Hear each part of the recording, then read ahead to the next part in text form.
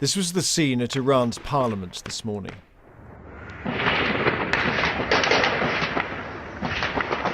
Witnesses said 4 or 5 gunmen, some dressed as women, burst into the building armed with AK-47 rifles and grenades and rampaged through the corridors.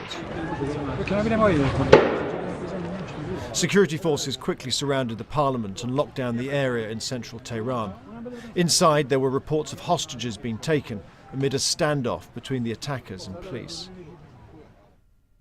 Some gunmen fired out of the windows, and Iran's deputy interior minister said one attacker had set off an explosive vest. The group that calls itself Islamic State claimed responsibility for the attack and released this video, reportedly from inside the parliament, with one gunman shouting, "Do you think we're going anywhere? We're not. We're staying forever, God willing." Incredibly, as the attack continued, some MPs appeared to carry on with their routine parliamentary business, as other people rushed to escape the building by whatever means they could.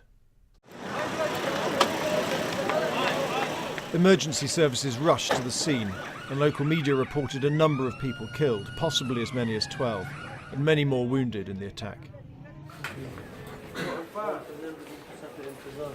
At a nearby hospital, Iran's health minister visited some of those who'd been hurt.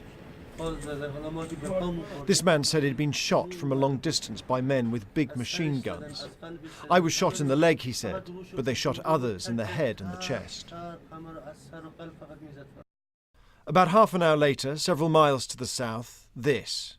A second attack on the shrine of Ayatollah Khomeini. At least one of the attackers shot several people before detonating a suicide bomb.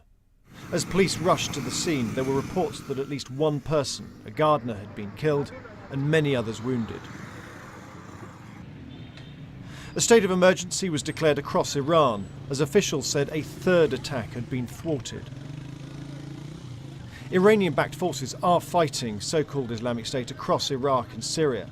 But IS attacks like this in Iran are very unusual, and there could be few more symbolic targets than Iran's parliament and the mausoleum of its founder. James Landau, BBC News.